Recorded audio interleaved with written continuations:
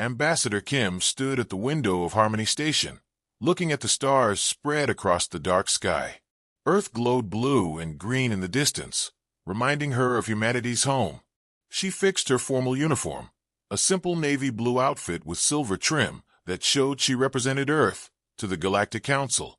"Ambassador, important message from the Galactic Council," announced her AI companion, a small floating ball that gave off soft blue light.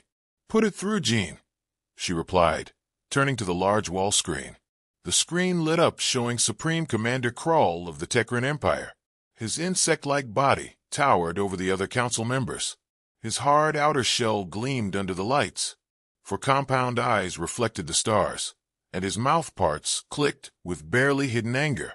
Kim kept her diplomatic smile, though she felt a flutter of excitement. This moment had been expected for generations. "Greetings, Supreme Commander," she said with a small bow. "Why have you called me directly?" The Tekran translator changed his clicks and hisses into the common galactic language. "There is no honor here, human. I speak to tell you that the 3,000-year peace between our peoples is now over." Kim raised an eyebrow but said nothing, letting the insect-like alien continue. "Your simple species has grown beyond acceptable limits," Krull clicked, his mouth parts spreading wide in what his kind saw as a show of power. "Your recent settlement of the Epsilon sector breaks the boundaries set in the Treaty of Proxima. Your refusal to accept our superiority cannot be allowed. Prepare to be destroyed." Several council members visible in the background shifted uncomfortably. The Vex ambassador, a being of living crystal, caught Kim's eye and gave a subtle shake of its crystal form, their way of saying sorry. Kim reached for her coffee cup, an old item from Earth she carried everywhere. The cup felt warm in her hand as she took a slow, careful sip. This casual action in the face of a formal war declaration clearly annoyed the Tekran commander. His upper limbs twitched with irritation. "I see," she finally said, her voice calm. "And what is the Council's position on this one-sided breaking of the peace?" The Tekran made a dismissive gesture with one clawed limb. "The Council has been told as a courtesy. This is between humans and Tekrans." Kim exchanged a glance with Jean, her AI companion. The small sphere pulsed once, showing it was recording and analyzing everything. The Tekrans had finally made their move. For 3,000 years, humans had kept up the appearance of being only moderately advanced, carefully limiting what technologies they showed to the galactic community. Behind this mask, humanity had been evolving, building, experimenting, and preparing. The Tekrans, with their strict-rank society, had never accepted that humans, beings they saw as physically weaker, could be their equals. They had merely put up with humanity, waiting for a chance to show their dominance. "Your answer, Ambassador?" Krull demanded, his patience clearly running out. "Jean, do you think I should give them the standard diplomatic rejection?" Kim asked quietly, her voice heard only by her AI. Kim's lips curved into a light smile. "No," she replied loud enough for the transmission to catch. "Tell them we accept their declaration." The council chamber erupted in shocked whispers. The Tekran commander himself seemed taken aback, his compound eyes reflecting light in rapid patterns, showing confusion. "You accept," he repeated. "That's correct, Commander Krull," Kim said, setting down her coffee cup with deliberate slowness. "Humanity accepts your declaration of war." She turned to her AI. "Jean, tell the defense grid to activate Protocol Pandora. Authentication, Kim 7 Delta Omega." Jean pulsed bright blue. Protocol Pandora activated. Defense grid acknowledging. Across the screen, representatives of a dozen alien species watched in confusion. War was rarely accepted so casually, especially by a species that had always pushed for peaceful solutions. "You are fools, humans," Krull hissed, his mouth parts clicking rapidly. "Your space defenses are minimal. Your ships are outdated. Your colonies are weak. You have no chance against the might of the Tekran army." Kim smiled more broadly now. "Then I suppose you have nothing to worry about, Commander." As she spoke, a message appeared on every communication device linked to human networks across the galaxy. The message was simple. "Protocol Pandora active. Stay calm. Continue normal activities." Across human space, from the crowded megacities of Earth to the newest settlements in the Epsilon sector. The message spread, and with it came not panic, not fear, but laughter. It started as chuckles in coffee shops on Mars, grew to giggles in the research stations of Europa, and bloomed into full belly laughs in the mining colonies of the asteroid belt. On a small farming colony at the edge of human space, a grandfather read the message to his grandchildren. They looked up at him with wide eyes. "Are we in danger, Grandpa?" the youngest asked. The old man smiled, his eyes crinkling at the corners. "No, little one. This is what we've been waiting for, the day the mask comes off." In universities, professors pause their lectures as students receive the message. In one quantum physics class at New Oxford, the professor closed her book and said simply, "It seems today's theoretical discussion about manipulating dimensions will become quite practical sooner than expected." The class erupted in knowing laughter. In military bases hidden inside gas giants and hollowed moons, personnel, who had trained for generations without ever expecting to see actual combat, woke ancient systems from their sleep. Technology that had been refined over thousands of years, beyond anything the galactic community could imagine hummed to life. Back on Harmony Station, Ambassador Kim watched the Tekran commander's confusion with quiet satisfaction. "You will regret this arrogance," Krall threatened, his voice carrying less conviction than before. "Perhaps," Kim replied, "but I doubt it." She gave him a respectful nod. "We will be ready to receive your forces when they arrive, Commander. Until then, I wish you safe travels among the stars." She signaled Jean to end the transmission. As the screen went dark, she picked up her coffee cup again and returned to the window. "And so it begins," she whispered to the distant Earth, as the first reports of laughter spreading across human colonies reached Harmony Station. The massive Tekran flagship Inevitable Dominance cut through the darkness of space at the head of the largest battle fleet assembled in the past 500 years. 1,000 ships strong, their hulls gleaming with the dull metallic shine of living metal, they emerged from hyperspace at the edge of the Sol system. Admiral Mock stood on the command deck, his tall, insect-like form towering over the crew of lesser Tekrans who hurried about their duties. His outer shell, decorated with the gold markings of his high rank, reflected the soft blue light of the tactical display. "Status report," he ordered, his mouth parts clicking softly. "All ships have successfully emerged from hyperspace, Admiral," reported his second-in-command. "No detection of human defensive measures. Their orbital platforms are visible but inactive. We detect only a small number of outdated military vessels in orbit around their fourth planet." Mock's compound eyes shifted, taking in the tactical display. The intelligence reports had been correct. Despite 3 days' warning, the humans had made no significant defensive preparations. Their homeworld, the blue-green planet called Earth, should be visible just ahead, a prime target for the first demonstration of Tekran power. "Proceed as planned," Mock ordered. "Move the fleet into position around the human home world. Prepare the orbital attack sequence as discussed." The great ships moved forward in perfect formation, their engines leaving trails of ionized particles as they accelerated toward where Earth should be. "Admiral," called the sensor officer, his voice rising with confusion, "I'm getting strange readings from the third orbital position." "Explain," Mock demanded. "The planet, it's not there." Mock's head swiveled sharply. "What nonsense is this? Check your equipment." "All systems functioning correctly, Admiral," the officer insisted, his antenna twitching nervously. "The moon is present and orbiting as expected, but the planet itself is gone." Mock strode to the main view screen, his clawed feet clicking against the polished floor. The screen showed exactly what the sensors reported: empty space where Earth should be, with the moon continuing its lonely orbit around a missing center.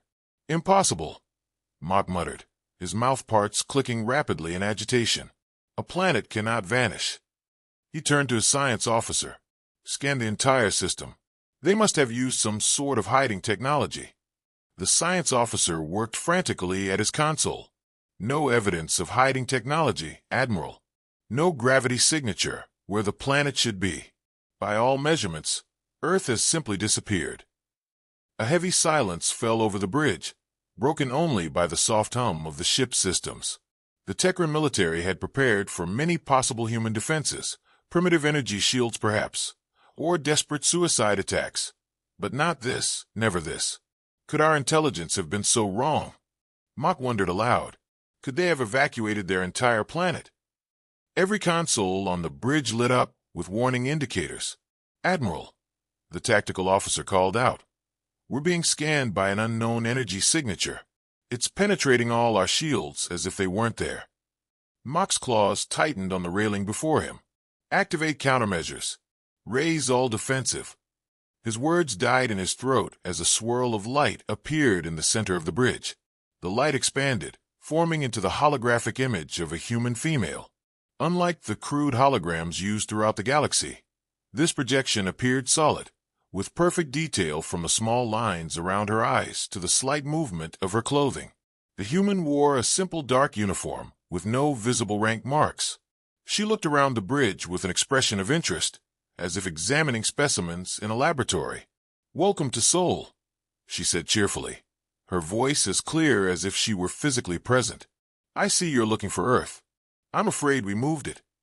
Mach's mouthparts clicked in disbelief. Moved? A planet? The words sounded ridiculous even as he spoke them. No civilization in the known galaxy had the technology to relocate an entire planet. The human woman smiled, that peculiar expression that Tekrans had never fully understood. "Just a precaution. We've been expecting you for quite some time." Mach regained his composure, drawing himself up to his full imposing height. "I am Admiral Mach of the Tekran Empire. Your trick will not save you. Produce your planet and surrender, and perhaps some of your species will be spared." The woman's expression didn't change. "I am Commander Song, Earth Defense Force. By the way, those unusual energy readings your sensors are detecting around your fleet? That's our gravity fold network. You're currently suspended in a time dilation field." As if to prove her point, she gestured toward the bridge window. Outside, the stars seemed frozen, their light unnaturally steady. A small piece of debris that had been floating past hung motionless in space. "While this conversation takes place in real time for us," Song continued, "for the rest of the galaxy, it's been approximately 3 seconds since your arrival." Mach felt a cold sensation run through his body, an instinctive fear he had never experienced in battle. This is impossible. Such technology breaks fundamental laws of physics. Song tilted her head slightly. "According to whose physics, Admiral?" "The understanding shared by the Galactic Council." She made a dismissive gesture. "That's like judging all mathematics based on what's taught to children."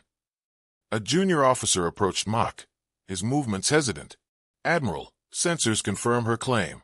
We appear to be in some sort of time bubble. And there's more." "Report," Mach demanded, not taking his eyes off the human hologram. "Small devices have appeared throughout the ship. They're scanning our systems, but our countermeasures have no effect on them." Commander Song nodded. "Just gathering some data. Don't mind those." Mach's patience broke. "Enough of these tricks. Where is your planet? What defense can you possibly mount against 1,000 warships?" Song's expression became more serious. "Admiral Mach, I'm going to be direct. Humanity has spent 3,000 years preparing for this moment. What you're witnessing is just the beginning of what we can do. The question isn't whether you can defeat us.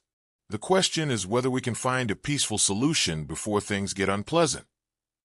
Mach's tactical officer called out, "Admiral, we're detecting a massive energy buildup from the human moon."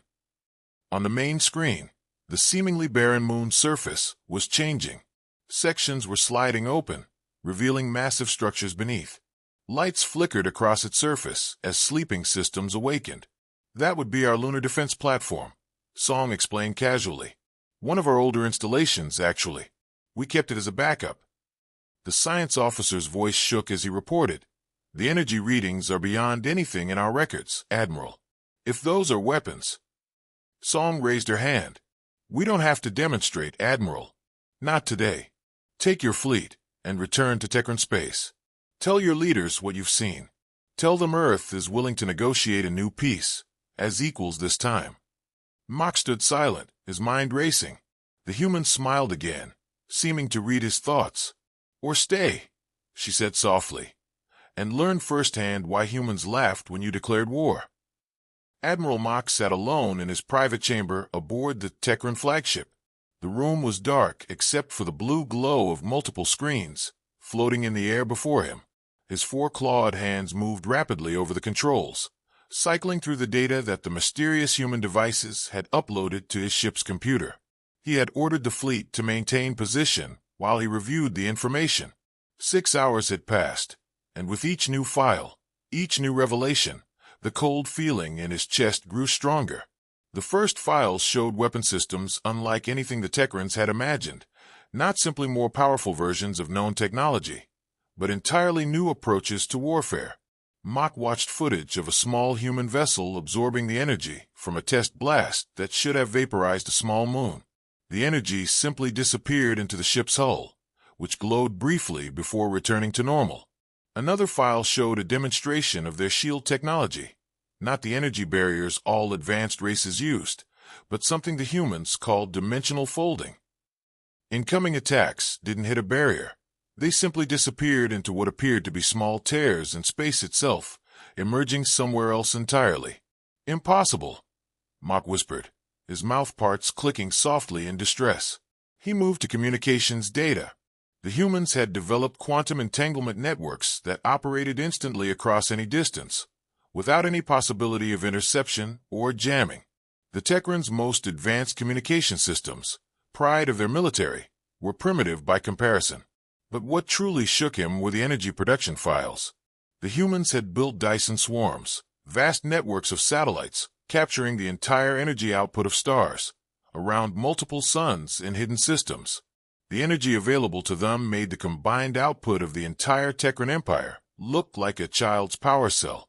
Mach's first officer entered the chamber after a respectful knock. "Admiral, the fleet commanders are requesting instructions. The crew is becoming unsettled." Mach gestured to the screens. "Have you reviewed this data?" "Yes, Admiral. The science division believes it must be fake. Such technology breaks too many known physical laws." Mach clicked his mouthparts in annoyance. "It is not fake. They moved a planet, Sub-Commander.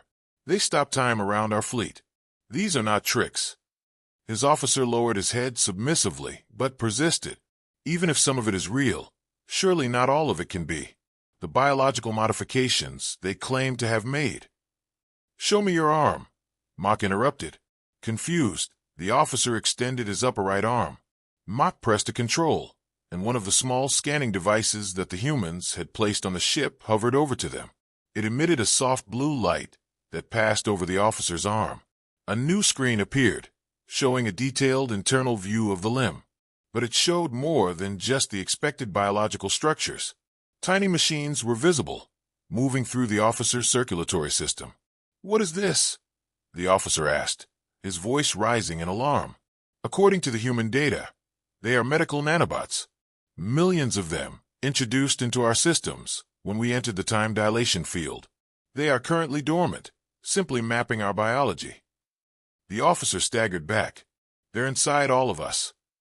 "Yes, and according to this," Mach gestured to another screen showing a human body with similar machines visible throughout. "They have lived with such technology for centuries. Their bodies repair themselves. They don't age as we do. Disease is unknown to them." The officer's antenna drooped in shock.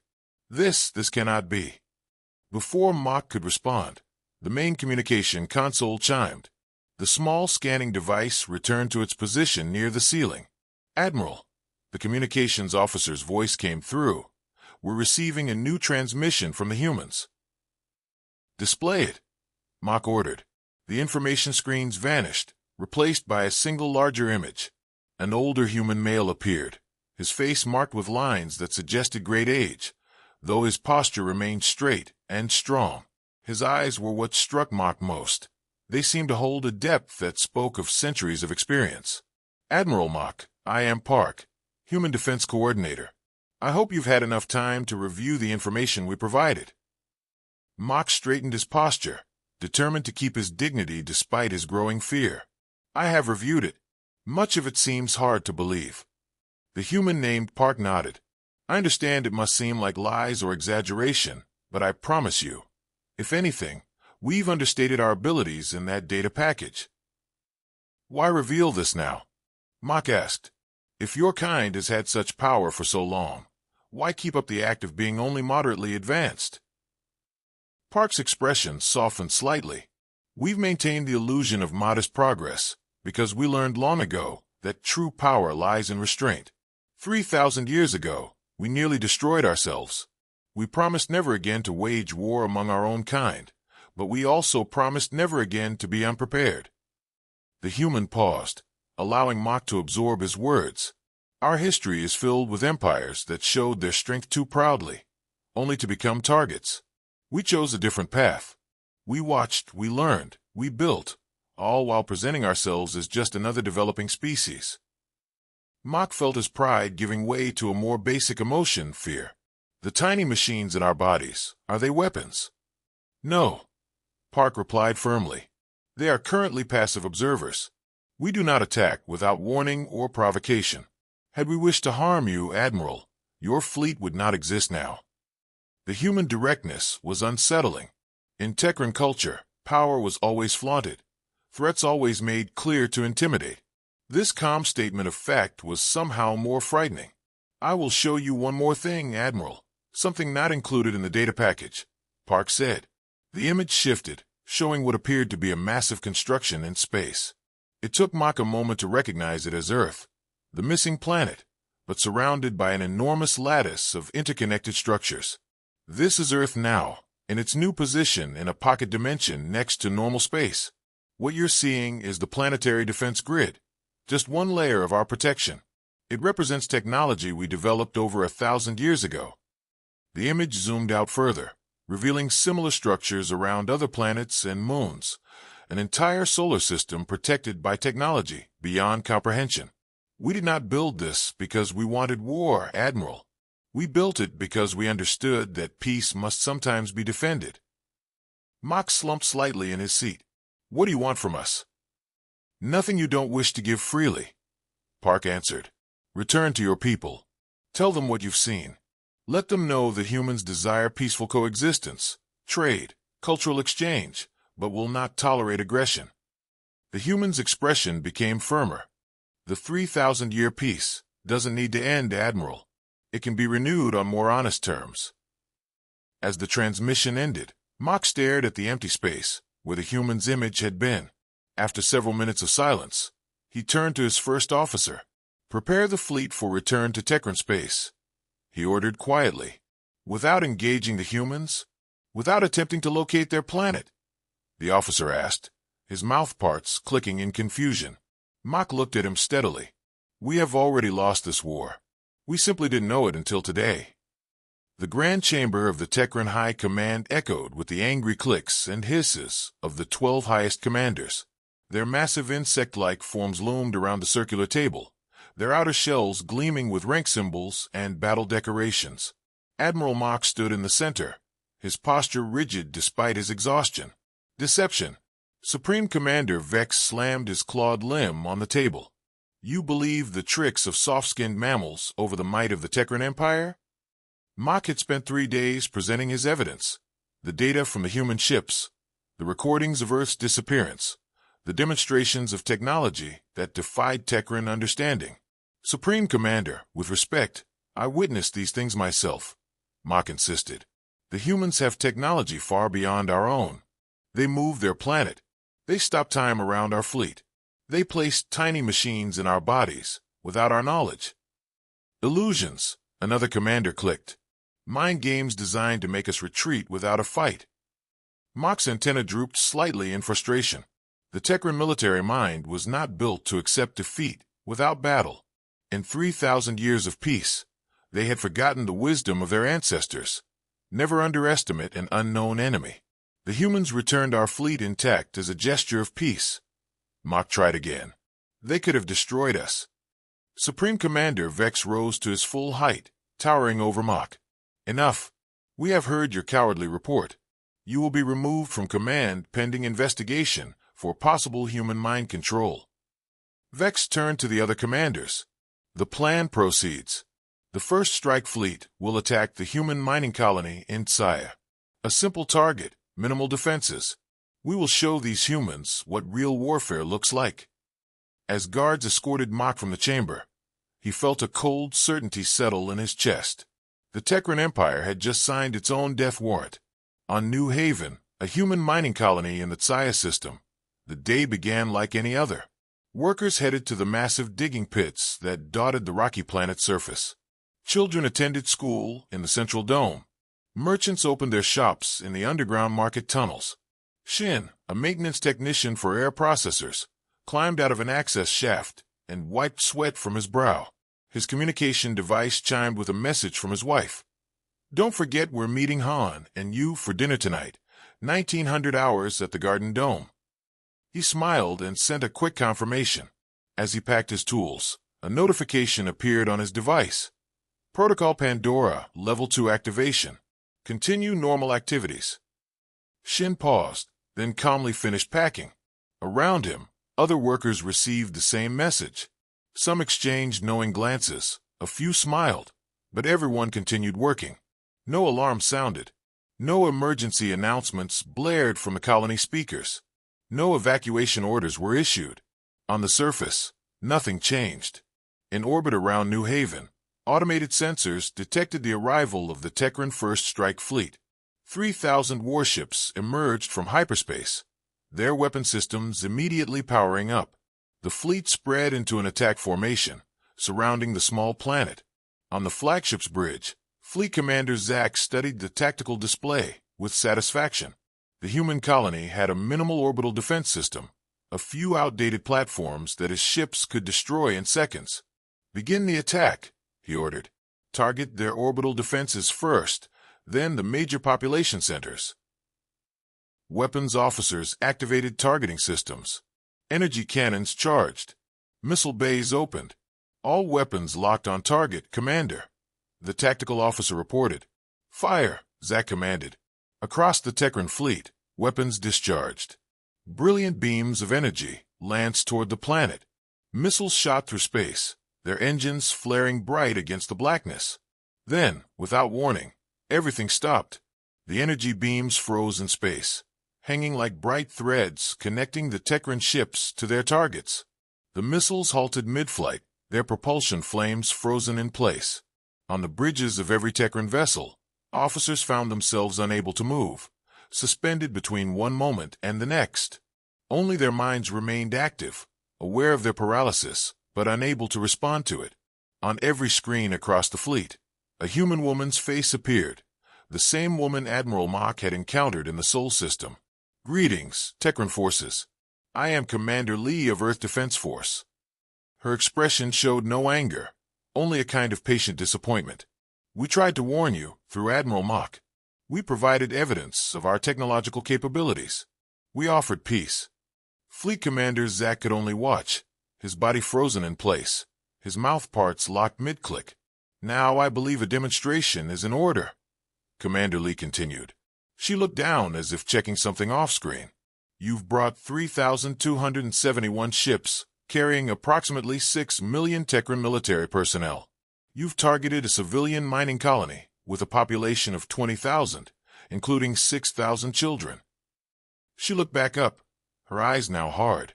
This is not acceptable behavior among civilized species. With a casual gesture, she reached toward the screen, as if to touch something on the other side. The impossible happened. Her hand seemed to pass through the screen itself, reaching into the space of the Tekran bridge. Across every ship in the fleet, warning alarms suddenly blared. Weapon systems registered critical failures. Power cores fluctuated wildly. "What you're experiencing now," Lee explained calmly, her hand still seemingly inside the ship's reality, "is the selective disintegration of your offensive capabilities. Your energy weapons are being reduced to their component particles. Your missiles are being neutralized. Your targeting systems are being erased." Her hand withdrew back through the screen. "Your life support systems remain untouched. Your engines remain functional.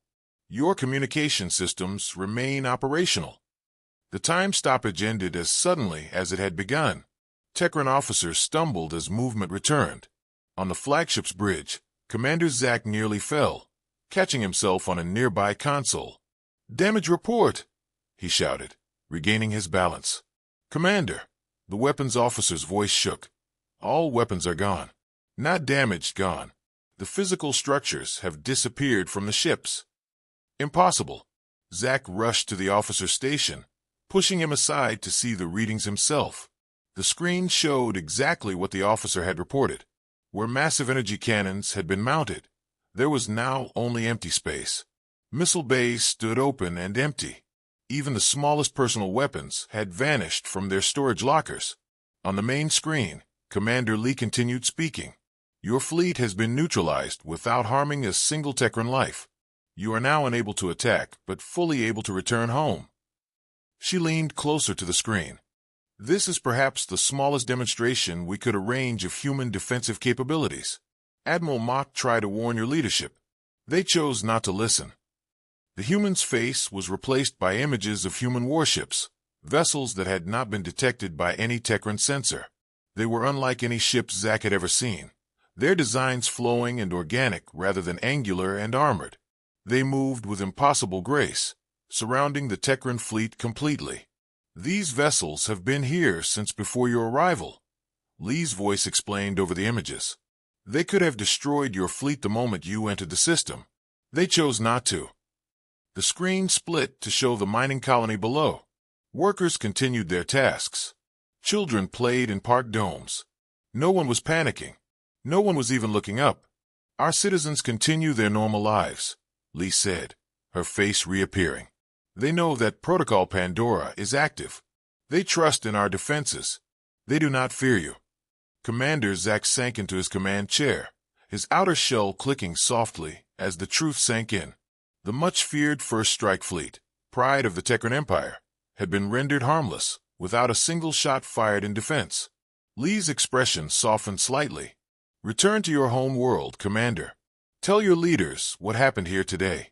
Tell them that humans still desire peace, but we will not be threatened again." The screens went dark. Across the bridge, officers looked to Zack for orders. After a long silence, he rose from his chair. "Set course for Techran Prime," he ordered quietly. "We're going home." As the fleet turned away from the human colony, on the planet below, Shin received another message from his wife. "Don't forget to pick up dessert on your way home." He smiled and continued his work, glancing briefly at the sky, where the Techran fleet was now just tiny points of light retreating into the distance. The neutral space station Harmony Point floated at the precise center of territories claimed by the 5 major galactic powers. Built by the peaceful Vandari 1,000 years ago, its gleaming white hulls had hosted countless peace talks and trade negotiations. Never before had it hosted a meeting quite like this one. Representatives from 27 species sat around the massive circular table in the Grand Chamber. Some were humanoid, others insect like the Techrans, while still others took forms that defied easy description: crystalline structures, gaseous clouds contained in specialized suits, and beings of living light. Supreme Commander Vex of the Techran Empire sat rigidly in his place, his once proud posture now stiff with shame. The loss of the First Strike Fleet, without a single shot fired in battle, had shaken the Techran military to its core. Behind him stood Admiral Mock, reinstated after his warnings proved tragically accurate. "The humans have not yet arrived," announced the Vandari moderator, her melodious voice carrying easily through the chamber. "They have requested to send a single representative." The Drev ambassador, a being of living flame, flickered with agitation. "One representative? After what they've done? This is another insult." "It is practical," countered the lawn counselor, her 6 eyes blinking in sequence. "If they wish to destroy us, they would not need to send anyone at all." A heavy silence fell over the gathering as the truth of these words sank in. 3 days of urgent communications between galactic powers had confirmed the extent of human technological superiority. The movement of Earth itself, the time manipulation fields, the disintegration of weapons without harming their wielders. Each demonstration had revealed capabilities that should not be possible. The massive doors at the far end of chamber slid open. The gathered representatives tensed, expecting perhaps a display of power, a delegation of technologically enhanced super beings, or at least a military escort. Instead, a single human male entered the chamber alone. He was elderly by human standards, with white hair and lined face. He walked with a slight stoop, using a simple wooden cane for support. He wore plain dark clothing with no visible technology, no weapons, not even the communication devices most species carried as a matter of course. The human walked slowly to the empty seat, reserved for Earth. He settled into it with a small sigh, placed his cane against the table, and looked around at the gathered representatives with clear, calm eyes. "Greetings," he said simply, his voice carrying throughout the chamber without amplification. "I am Choi, historian and peace negotiator. I've come to answer your questions and hopefully ease your concerns." The chamber remained silent for several long moments. It was the Algorin Prime who finally spoke, its crystalline body vibrating with the frequencies that formed its speech. "How can we trust a species with such power?" the crystalline being asked, its structure flashing with colored light that indicated agitation. "What stops you from conquering us all?" The human named Choi smiled gently. "The same thing that stopped us from destroying ourselves, perspective." He folded his hands on the table before him. 3,000 years ago, we stood at the edge of extinction, weapons pointed at our own hearts. Instead of falling, we stepped back. We chose a different path. "What path is that?" asked the representative of the Morven Collective, a hive mind that spoke through a humanoid host. "To deceive the galaxy. To hide your true nature for millennia."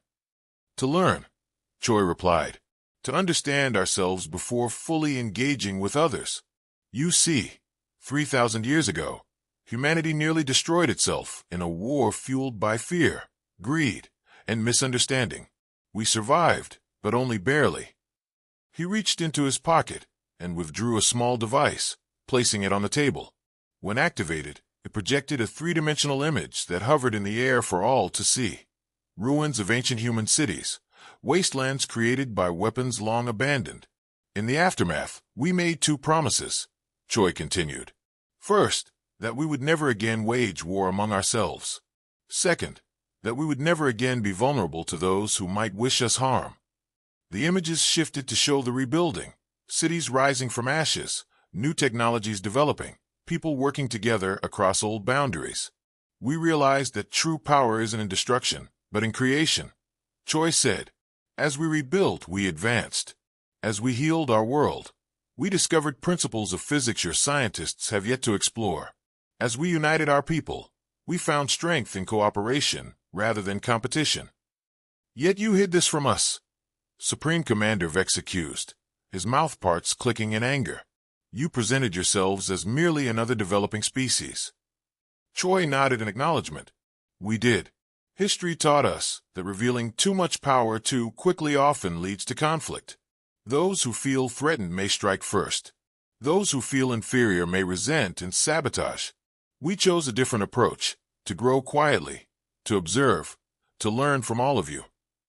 He activated the projector again, this time showing images of human children playing, scientists working together, artists creating beautiful works. "We laugh in the face of war, not from arrogance, but from the absurdity of it," Choi explained, his voice growing softer, compelling the representatives to lean forward to hear.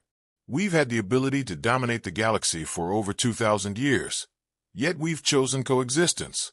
We've watched your civilizations grow, sometimes helped quietly from the shadows, and rejoiced in your achievements." "Helped?" The Drev ambassador flickered. "What do you mean?" "The cure for the Vondari plague 3 centuries ago." Choi smiled at the Vondari moderator. "Human medical nanites provided through intermediaries. The gravitational stabilizers that saved the Loman-home world from its decaying orbit. Human technology disguised as a fortunate discovery by local scientists." The chamber fell into stunned silence as representatives processed Choi's words. "You've been guiding us?" the Morven Collective representative finally asked, voice trembling. "Not guiding," Choi corrected gently. "Supporting. There's a difference. We've never interfered with your cultural development or political decisions. We simply offered aid when catastrophe threatened extinction." Admiral Mock stepped forward without permission. Why reveal yourselves now? The peace has held for 3 millennia. Choi's expression grew somber. Because a greater threat approaches, one that requires us all to stand together. He activated his projector again, displaying a dark mass moving between galaxies. We call them the Void. Not a species, but a cosmic force that consumes all in its path. Our calculations show they'll reach this galaxy within 50 years. Another deception? Supreme Commander Vex clicked angrily. Test the data yourselves, Choi replied, transmitting information packets to each representative. Your scientists will confirm our findings. Alone, not even humanity can stop them. Together, combining your unique perspectives with our technology, we might stand a chance. The lawn counselor studied the data with her 6 eyes. This would explain the increased quantum fluctuations we've detected. Precisely, Choi nodded. The void distorts space-time itself. What do you propose? Asked the crystalline Algorin Prime. Choi stood, his frail appearance belied by the strength in his voice. A true alliance. We offer to share our technologies gradually, to prevent destabilization and our knowledge. In return, we ask for your trust and cooperation. Trust? Vex clicked incredulously. After your deceptions? Yes, Choi said simply. Because despite your attack on our colony, we chose preservation over retaliation. We've always chosen life. The chamber erupted in debate. Hours passed as representatives argued, questioned, and contemplated. Some remained suspicious, others saw opportunity. A few recognized necessity. As the session concluded, the Vondari moderator called for a preliminary vote. 23 species voted to begin alliance negotiations. Only 4, including the Tekrans, abstained. 1 year later, Admiral Mock stood on the observation deck of Harmony Station, watching the first joint fleet exercises. Human ships moved in perfect synchronization with vessels from 20 other species, their crews learning to work together. Impressive progress, said Choi, now using a hoverchair rather than a cane. Mock's antennae twitched. The Supreme Commander finally agreed to join the alliance yesterday. Pride takes time to heal. Choi nodded. How are you finding your new role as ambassador? Strange, Mock admitted. War was simpler. But this is better. Choi smiled. Mock watched as a human vessel demonstrated phase-shifting technology to a group of Tekran engineers. Yes, he agreed, his mandibles forming the closest thing to a smile his species could manage. This is better. In deep space beyond the galactic edge, the darkness continued its approach, but now, for the first time, it would face a united galaxy prepared to stand against it.